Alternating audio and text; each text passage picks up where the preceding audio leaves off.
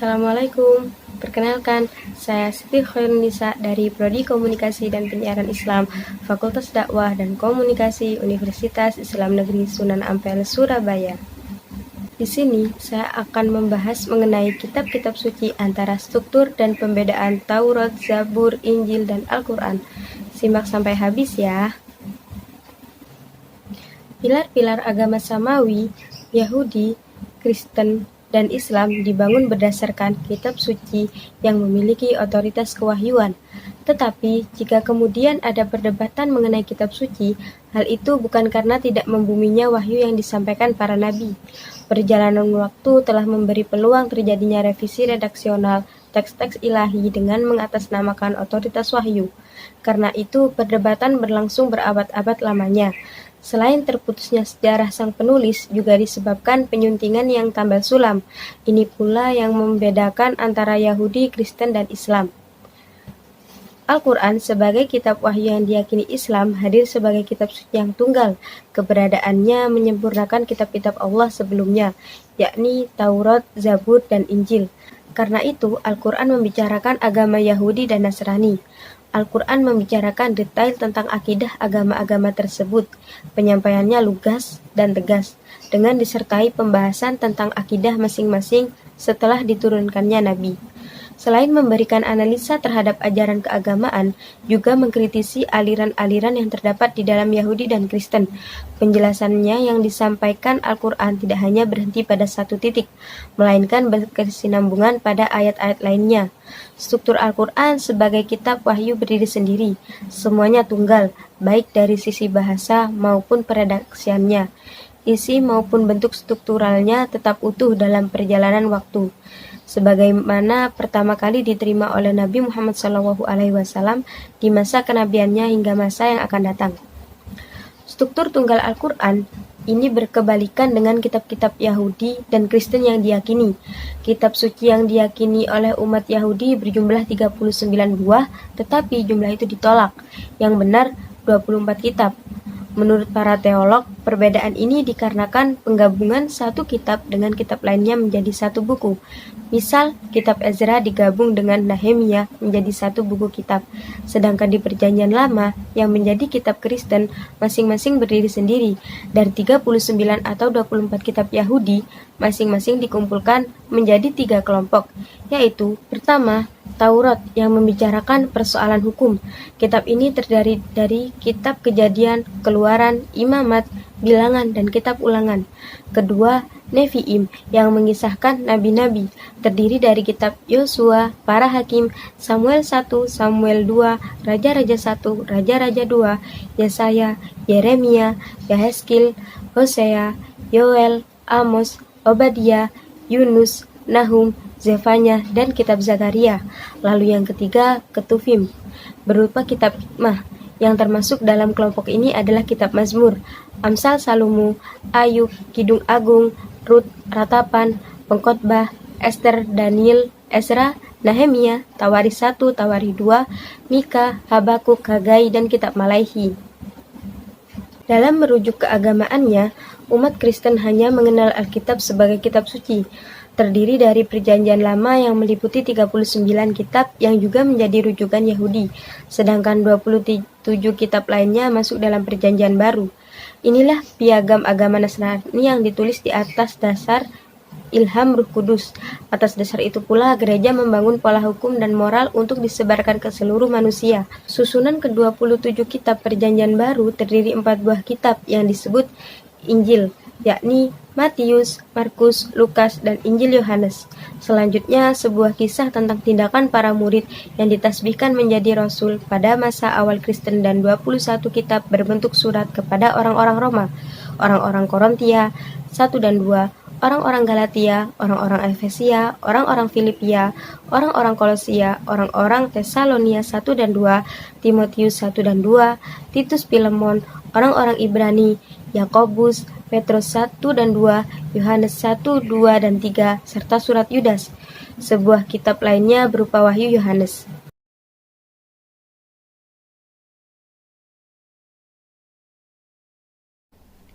Sebagai wahyu ilahi, Al-Quran memerintahkan umat Islam untuk menghormati kitab-kitab Allah yang diturunkan sebelumnya, yakni Taurat, Zabur, dan Injil. Tidak sekedar menghormati, tetapi juga menjadi pilar keimanan setiap umat muslim. Namun, Taurat yang diberikan Al-Quran bukanlah kitab-kitab yang terangkum di dalam perjanjian lama. Meskipun kaum Yahudi dan Kristen tidak menolak bahwa kitab suci yang diturunkan Allah kepada Nabi Musa adalah kitab Taurat. Taurat masa kini diduga jauh dari keotentikannya. Kitab Kejadian, Keluaran, Imamat, Bilangan, dan kitab Ulangan bukanlah Taurat yang sebagaimana diterima Nabi Musa seperti Nabi Muhammad SAW menerima Al-Quran. Kelima kitab tersebut tidak hanya menggambarkan ketidaktuhanan, melainkan juga terkompilasi, artinya struktur redaksional maupun isi telah berubah dari teks aslinya. Berikut beberapa studi kasus tentang hal tersebut. Siapa yang dikurbankan Nabi Ibrahim? Apakah Nabi Ismail atau Nabi Ishak? Yahudi dan Kristen sepakat mendoktrinkan bahwa yang dikurbankan Nabi Ibrahim adalah Nabi Ishak, bukan Nabi Ismail seperti yang dipercayai umat Islam. Keyakinan Yahudi dan Kristen berdasarkan informasi dari kitab Kejadian 2:22, yaitu, ambillah olehmu akan anakmu yang tunggal itu, yang engkau kasihi. Pergilah ke tanah Moria dan persembahkanlah dia di sana sebagai korban bakaran pada salah satu gunung yang akan kukatakan padamu. Sedangkan di dalam Al-Quran terdapat di surat As-Saffat ayat 102-107 tak menyebutkan nama Nabi Ismail dalam kisah siapa yang dikurbankan oleh Nabi Ibrahim, yaitu, maka tatkala anak itu sampai pada umur mampu berusaha bersama-sama Ibrahim, Ibrahim berkata, hai anakku, sesungguhnya aku melihat dalam mimpi bahwa aku menyembelihmu, maka fikirkanlah apa pendapatmu. Ia menjawab, hai bapakku, kerjakanlah apa yang diperintahkan kepadamu, insya Allah kamu akan mendapatiku termasuk orang-orang yang sabar. Tatkala keduanya telah berserah diri dan Ibrahim membaringkan anaknya di atas pelipisnya, nyatalah kesabaran keduanya, dan kami memanggillah dia, hai Ibrahim, sesungguhnya kamu telah membuktikan mimpi itu. Sesungguhnya demikianlah kami memberi balasan kepada orang-orang yang berbuat baik. Sesungguhnya ini benar-benar suatu pertanyaan yang nyata, dan kami tebus anak itu dengan seekor sembelihan yang besar. Ayat Al-Quran tersebut berbeda dengan pesan di kitab Kejadian 22:2 yang menyatakan Nabi Ishak sebagai putra Ibrahim yang dikurbankan. Pencantuman nama Ishak pada akhir kalimat, ambillah olehmu akan anakmu yang tunggal itu yang engkau kasihi, menjadi bukti adanya penyisipan redaksional, adanya penyuntingan tak bisa dielakkan ketika dikonfirmasikan pada Kejadian 16:16 yang menegaskan bahwa Hagar melahirkan Ismail saat usia Ibrahim 86 tahun, sedangkan pada bab 21 ayat 5 di kitab yang sama dinyatakan kelahiran Ishak ketika umur Ibrahim 100 tahun. Kesimpulannya, anak pertama Nabi Ibrahim adalah Nabi Ismail dan anak keduanya adalah Nabi Ishak. Sebelum kelahiran Nabi Ishak, anak tunggal Nabi Ibrahim tiada lain adalah Nabi Ismail. Ayat Kejadian 16:16 ini menerangkan bahwa Tuhan akan memberikan berkat kepada anak Ibrahim yang tunggal. Jika anak yang tunggal itu adalah Nabi Ismail, maka keturunan Nabi Ismail yang di kemudian hari menjadi orang-orang besar di dunia. Semua bangsa akan diberkati karenanya. Sejarah akhirnya membuktikan bahwa Nabi terakhir keturunan Nabi Ismail adalah Nabi Muhammad SAW. Ini yang tidak dikehendaki oleh orang-orang Yahudi. Sebaliknya, bila anak yang tunggal itu adalah Nabi Ishak, disinilah dimulai garis keturunan orang-orang besar dari Bani Israel. Klaim ini yang dimaui oleh kaum Yahudi. Namun konstruksi dogmatika tersebut tidak sempurna karena pengkompilasian ayat tidak akurat. Dengan demikian, pesan kitab Kejadian pada 16:16 dan 21:5 mengamini Al-Quran bahwa anak tunggal yang dikurbankan Nabi Ibrahim adalah Nabi Ismail. Artinya, substansi pesan dari kitab Kejadian 22:2 menunjukkan bahwa kitab tersebut bukan Taurat yang diterima oleh Nabi Musa alaihissalam. Bentuk interpolasi lainnya Taurat masa kini adalah diskriminasi hukum. Kasus ini terdapat di dalam kitab Ulangan 23 ayat 19-20. Janganlah engkau membungakan kepada saudaramu, baik uang maupun bahan makanan atau apapun yang dapat dibungakan. Dari orang asing boleh engkau memungut bunga, tetapi dari saudaramu janganlah engkau memungut bunga, supaya Tuhan Allahmu campur tangan dalam segala usahamu di negeri yang engkau masuki untuk mendudukinya. Bagaimana mungkin Nabi Musa yang dikenal gigih memperjuangkan prinsip-prinsip keadilan justru mengajarkan diskriminasi hukum? Sebagai pemilik otoritas wahyu, suatu yang mustahil bagi Allah memberlakukan hukum diskriminatif. Allah menetapkan syariat untuk menjamin keselamatan dan kesejahteraan untuk seluruh manusia. Pesan sahnya memungut bunga dari orang-orang Yahudi diyakini para sarjana Alkitab sebagai bentuk tambal sulam Ulangan 23 ayat 20. Inilah yang dikhawatirkan Nabi Musa sepeninggal dirinya. Ia mengetahui perilaku orang-orang Israel yang suka mengubah wahyu Tuhan. Sebab aku mengenal kedegilan dan tegar tengkukmu, sedangkan sekarang selagi aku hidup bersama-sama dengan kamu, kamu sudah menunjukkan kedegilanmu terhadap Tuhan, terlebih lagi sesudah aku mati. Terdapat di surat Ulangan 31 ayat 27. Maka sebab itu dengarkan olehmu ini, hai segala penghulu bangsa Yakub dan segala bangsa Israel, yang jemu akan barang yang betul dan yang memutarbalikkan segala yang benar. Dapat di surat Mika 3 ayat 9. Musa pun berpesan agar umatnya tak mengubah bentuk maupun isi Taurat. Janganlah kamu menambahi apa yang kuperintahkan kepadamu, dan janganlah kamu menguranginya. Dengan demikian kamu berpegang pada perintah Tuhan Allahmu yang kusampaikan kepadamu. Terdapat di kitab Ulangan ayat 4 pasal 2. Wasiat Nabi Musa tersebut sesuai dengan pernyataan Al-Quran di surat An-Nisa ayat 45, yaitu orang-orang Yahudi. Mereka mengubah perkataan dari tempat-tempatnya. Mereka berkata, kami mendengar tetapi kami tidak mau menurutinya. Maka kian jelas bahwa Ulangan pasal 23 ayat 20 bukan pesan murni kitab Taurat yang diterima Nabi Musa dari Allah di masa kenabiannya. Dan sungguh telah kami tulis di dalam Zabur sesudah kami tulis di dalam Lauhul Mahfuz bahwasannya bumi ini dipusakai hamba-hambaku yang soleh. Dapat di surat Al-Anbiya ayat 105. Ayat di atas merupakan salah satu dari sejumlah ayat lainnya di Al-Quran yang merujuk satu kitab suci kepada Nabi Daud. Kitab suci tersebut adalah Zabur. Keberadaan tak hanya digambarkan atas kenabian Daud, melainkan juga sejarah peradaban manusia menjadi saksi perwahyuan Allah kepada Nabi Daud, yakni zaman besi sebelum Masehi. Dan telah kami ajarkan kepada Daud membuat baju besi untuk kamu, guna memelihara kamu dalam peperanganmu, maka hendaklah kamu bersyukur kepada Allah. Surat Al-Anbiya ayat 50. Dan kami telah melunakkan besi untuknya, yaitu buatlah baju besi yang besar-besar dan ukurlah anyamannya, dan kerjakanlah amalan yang soleh. Sesungguhnya aku melihat apa yang kamu kerjakan. As-Saba ayat 10-11. Komunitas keagamaan Yahudi dan Kristen tak menolak kenabian Daud. Demikian pula kitab wahyunya. Alkitab menamainya Mazmur. Namun, para teolog menolak pernyataan-pernyataan bahwa Mazmur adalah Zabur. Penolakan itu dikarenakan Zabur bukan Mazmur. Struktur, isi maupun redaksional Zabur tunggal, sebagaimana kitab-kitab Allah lainnya seperti kitab Taurat, Injil, dan Al-Quran. Zabur pun tidak terbagi dalam keping-keping kitab atau penjilidan. Begitu pula isi redaksionalnya. Tidak ada penyuntingan atau kepengarangan yang melibatkan tangan-tangan manusia. Lain halnya dengan Mazmur. Kitab ini menurut Gerald Friedrich terbagi dalam 5 jilid dan tersebar di 150 bab.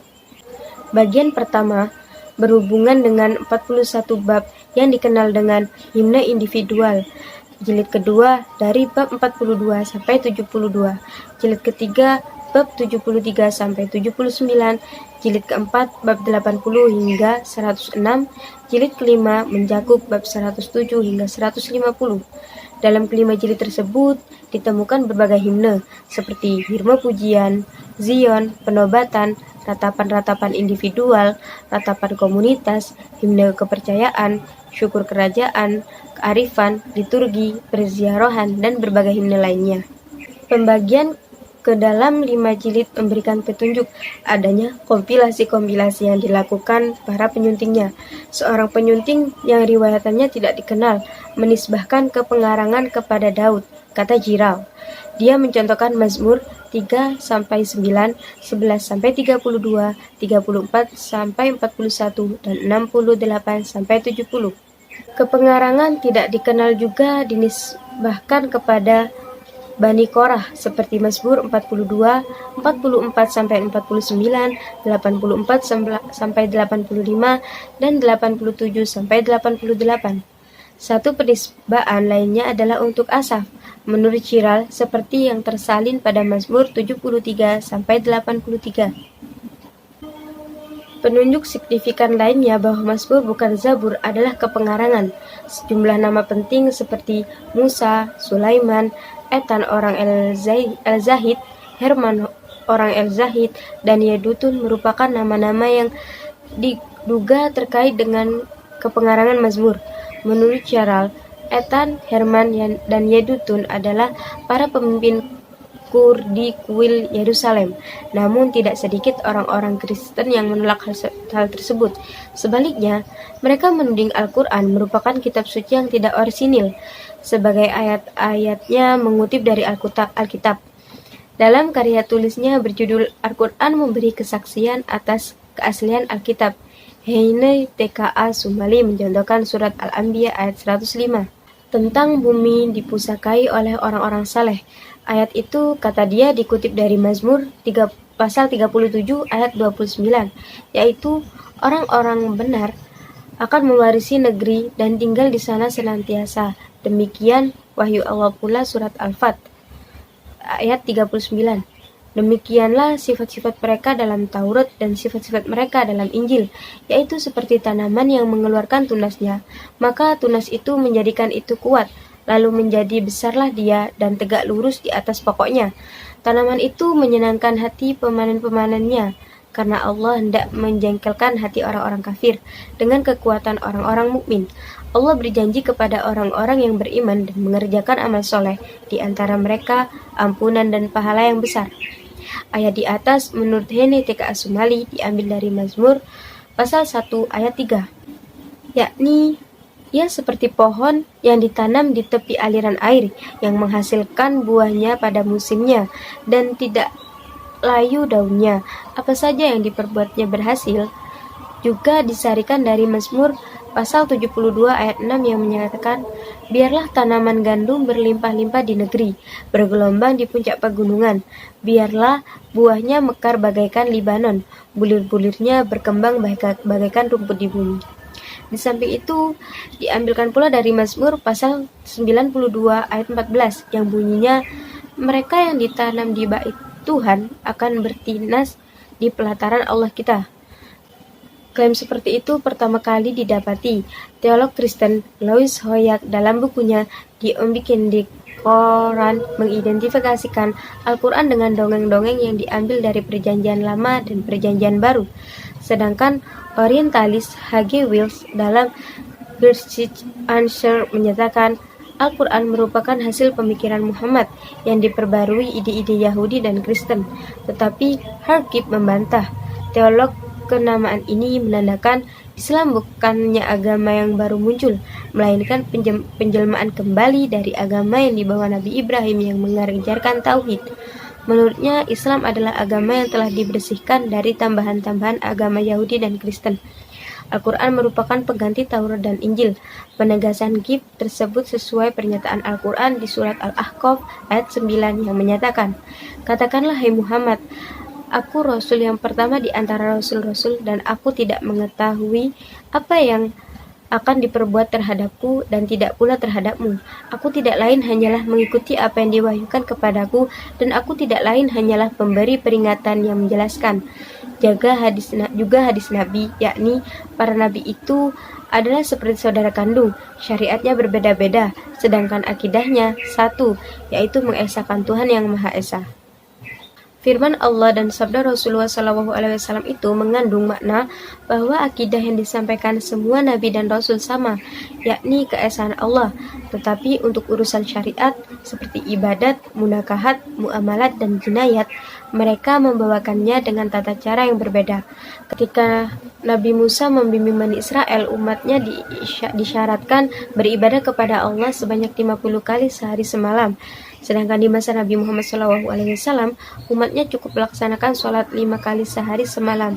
Soal puasa, Nabi Musa mewajibkan kaumnya berpuasa selama 40 hari 40 malam.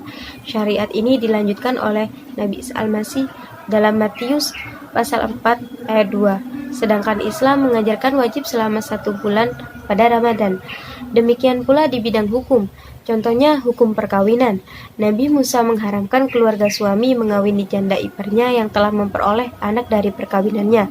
Terdapat di dalam kitab Imamat pasal 18 ayat 16. Bila perkawinan tersebut memperoleh anak, maka keluarga suami wajib menikah dengan janda iparnya. Terdapat di Ulangan pasal 25 ayat 5. Bila tidak bersedia, sang ipar perempuan dapat mengadukan ke pemuka Israel. Hukum perkawinan dalam Taurat ini diganti oleh Al-Quran, yaitu keluarga suami boleh menikahi si ipar perempuan tetapi tidak menjadi wajib. Al-Quran sama sekali tidak mengutip Taurat dan Mazmur, Perjanjian Lama. Kalaupun Al-Quran menceritakan seseorang nabi dan di Taurat serta Zabur terdapat kisah-kisah tersebut, hal itu karena semua nabi dan rasul milik Allah. Ketika Allah berfirman kepada Nabi Musa tentang kisah Nabi Nuh yang diperintahkan oleh membuat perahu karena akan datang banjir besar, wahyu tersebut juga disampaikan kepada Nabi Muhammad SAW. Begitu pula dengan kisah para nabi lainnya. Apa yang difirmankan Allah kepada Nabi Ibrahim, Nabi Musa, Nabi Daud, dan Nabi Isa juga diwahyukan kepada Nabi Muhammad SAW. Sekian dari saya. Jika ada salah kata maupun perbuatan, mohon maaf sebesar-besarnya. Assalamualaikum warahmatullahi wabarakatuh.